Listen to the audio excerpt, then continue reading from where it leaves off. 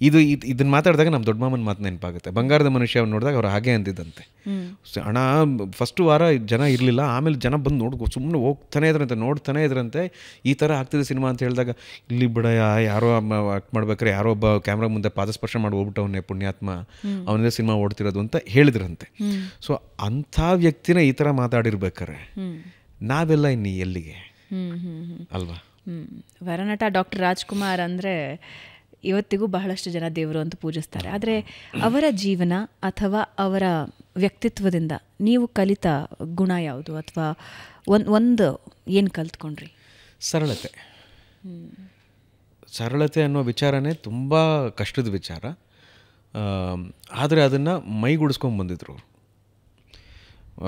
ಸ್ಟಾರ್ಡಮ್ನ ಆಮೇಲೆ ಅವ್ರಿಗಿದ್ದಂಥ ಪಾಪ್ಯುಲಾರಿಟಿನ ಮೀರಿ ಬೆಳೆದಿದ್ದಂಥ ವ್ಯಕ್ತಿತ್ವ ಅವ್ರದ್ದು. His personality was bigger than his stardom. His personality was bigger than his popularity. His personality was bigger than his success. ಇದನ್ನೆಲ್ಲವನ್ನು ಮೀರಿ ಬೆಳೆದಿರುವಂಥ ವ್ಯಕ್ತಿತ್ವನೇ ನಮ್ಮ ದೊಡ್ಡ ಮಾಮ. ಅದು ರೂಢಿಸ್ಕೊಳ್ಳಿಲ್ಲ ಅಂದರೆ ಆ ಥರ ಆಗೋದಿಲ್ಲ. ಆ್ಯಂಡ್ ಪುನೀತ್ ರಾಜ್ಕುಮಾರ್ ಅವರು, ನಿಮ್ಮ ಫ್ಯಾಮಿಲಿಯಲ್ಲಿ ಬ್ಯಾಕ್ ಟು ಬ್ಯಾಕ್ ಏಟ್ಗಳು ಇವು.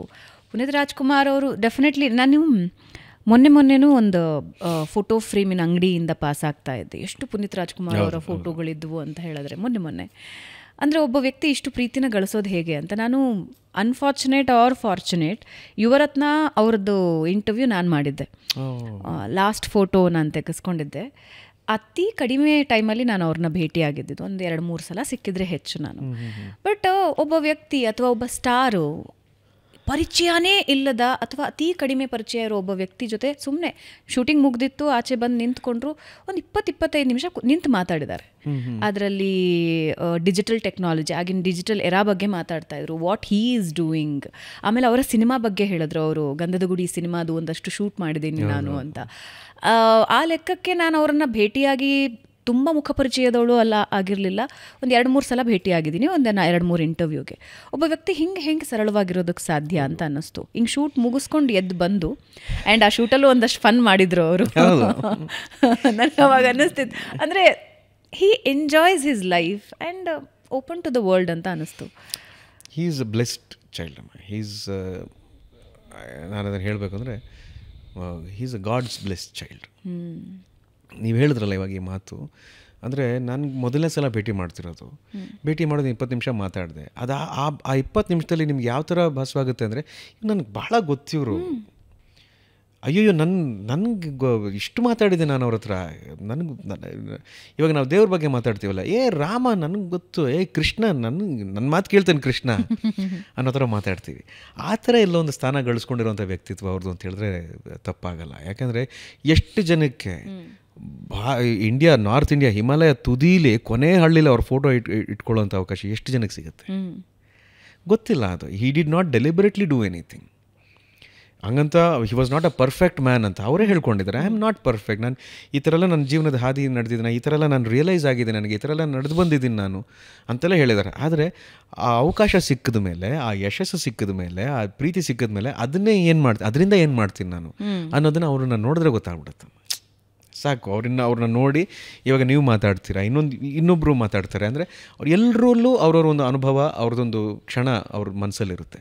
ಸೊ ಈ ಥರ ಪ್ರಭಾವ ಬೀರುವಂಥ ಗುಣ ಇರೋದು, ಈ ಥರ ಅದೃಷ್ಟ ಇರೋರಿಗೆ, ಆ ಥರ ಏನೋ ವರ ಪಡ್ಕೊಂಡು ಬಂದಿರೋರಿಗೆ ಮಾತ್ರ ಸಾಧ್ಯ ಇದು.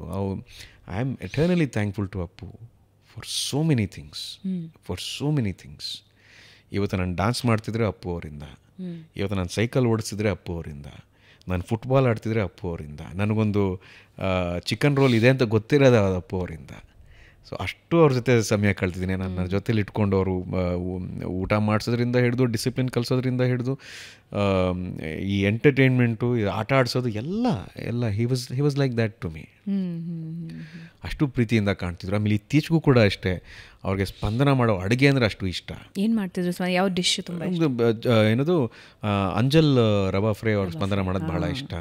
ಪ್ರಾನ್ಸ್ ಗೀ ರೋಸ್ಟ್ ಸ್ಪಂದನ ಮಾಡೋದು ಇಷ್ಟ ಅವ್ರಿಗೆ. ಸ್ಪಂದನ ಈ ಮಟನ್ ಮಾಡೋದು ಭಾಳ ಇಷ್ಟ. ಅವಳು ಬಿರಿಯಾನಿ ಮಾಡೋದು ಇಷ್ಟ, ಕೈಮಾ ವಡೆ ಮಾಡೋದು, ಎಲ್ಲ ಲಿಸ್ಟ್ ಹೇಳ್ಬಿಟ್ಟು ಮಾಡಿಬಿಡಮ್ಮ ಬರ್ತೀನಿ ಅಂಥೇಳಿ ಮನೆಗೆ ಬಂದು ಅಷ್ಟು ತಿಂದು ಜೊತೇಲಿದ್ದು ಅವರು ಮನೆ ವಾಪಸ್ ಹೋಗ್ತಾರೆ. So it was like that. ಅದು ಅಷ್ಟು ಹೇಳ್ತೀನಲ್ಲ, ಅದು ಯಾವುದೋ ಜನ್ಮದ ಪುಣ್ಯ ಆದರೆ ಮಾತ್ರ ಸಾಧ್ಯ ಅವೆಲ್ಲ. ತೆಲುಗು ಮತ್ತು ತಮಿಳ್ ಇಂಡಸ್ಟ್ರಿಯಲ್ಲಿ ಈ ಕ್ಯಾರೆಕ್ಟರ್ ಬೇಸ್ಡ್ ಮೂವಿಗಳ ಎರ ತುಂಬ ಹಿಂದೆ ಶುರುವಾಗಿತ್ತು. ಬಟ್ ಕನ್ನಡ ಇಂಡಸ್ಟ್ರಿಯಲ್ಲಿ ಈಗ ಶುರು ಆಗ್ತಾ ಇದೆ. ಹೀರೋ ಬೇಸ್ಡ್ ಮೂವೀಸ್ ಜಾಸ್ತಿ ಇರ್ತಾ ಇದ್ವು, ಫ್ಯಾಮಿಲಿ ಓರಿಯೆಂಟೆಡ್ ಮೂವೀಸ್ ಜಾಸ್ತಿ ಇರ್ತಾ ಇತ್ತು. ಕ್ಯಾರೆಕ್ಟರ್ ಬೇಸ್ಡ್ ಸಿನಿಮಾಗಳ ಎರ ಈಗ ಶುರು ಆಗ್ತಾ ಇದೆ. ಆ್ಯಂಡ್ ಅದೊಂದು ಹಳ್ಳಿ ಸೊಗಡಿನ ಕ್ಯಾರೆಕ್ಟರ್ಸ್ ಆಗಬಹುದು ಅಥವಾ ಮತ್ತೊಂದು ಅಂತ. ಸೊ ಅಂತಹ ಕ್ಯಾರೆಕ್ಟರ್ ಬೇಸ್ಡ್ ಮೂವಿ ಆಗುತ್ತಾ ರಿಪ್ಪನ್ ಸ್ವಾಮಿ? ಅದಕ್ಕೆಲ್ಲ ಗುಣಗಳು ಇದ್ದಾವೆ.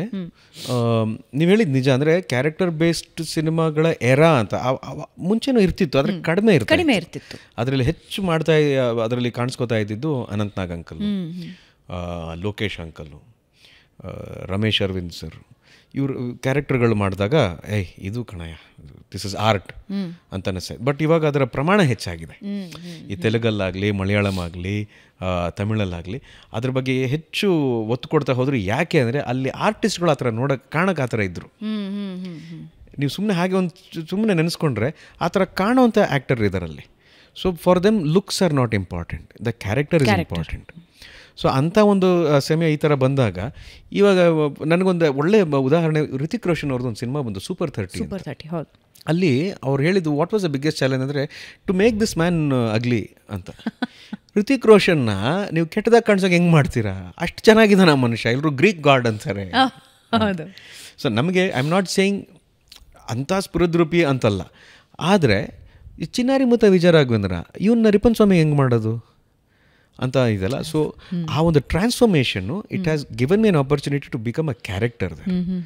ಸೊ ಇಟ್ ಈಸ್ ನಮ್ಮ ಯಾವುದು ಮಲೆನಾಡಿನ ಒಂದು ಕಥೆ, ನಮ್ಮ ಮಣ್ಣಿನ ಕಥೆ, ನಮ್ಮ ಭಾಷೆಯ ಕಥೆ, ಅದು ನಮ್ಮ ಒಬ್ಬ ವ್ಯಕ್ತಿಯ ಕಥೆ. ಆತನ ಒಂದು ವ್ಯಕ್ತಿತ್ವ ಇದೆ, ಅವನು ಅದರ ಹಿಂದೆ ನಡೆಯುವಂಥ ಕಥೆ ಇದು.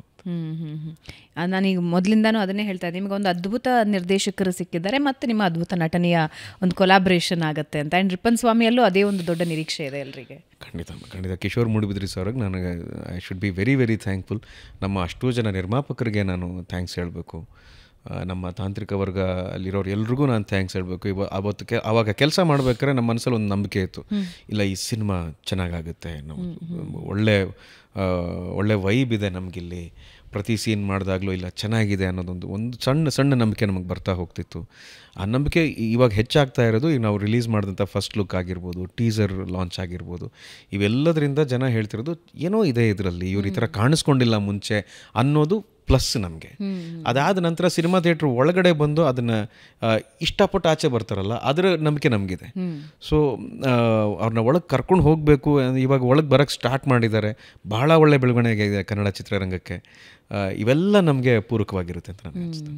ವಂಡರ್ಫುಲ್ ರಿಪ್ಪನ್ ಸ್ವಾಮಿ, ನಿಮ್ಮ ನಿರೀಕ್ಷೆಗಿಂತಲೂ ದೊಡ್ಡ ಯಶಸ್ಸು ಕಾಣಲಿ. ಆ್ಯಂಡ್ ನಿಮ್ಮ ಜೀವನ ಕಲರ್ಫುಲ್ ಆಗಿರಲಿ, ಖುಷಿಯಾಗಿರಲಿ. ಹಾಗೆ ಶೌರ್ಯ ಲೈಫಿಗೆ ನಾವೆಲ್ಲರೂ, ಇಡೀ ಕರ್ನಾಟಕದ ಜನ ಆಲ್ ದ ವೆರಿ ಬೆಸ್ಟ್ ಹೇಳ್ತೀವಿ. Thank you so much, really means a lot. ನಿಮ್ಮೆಲ್ಲರ ಆಶೀರ್ವಾದ ಅವನ ಮೇಲೆ ಇದೆ ಅಂತ ನನಗೆ ಗೊತ್ತು.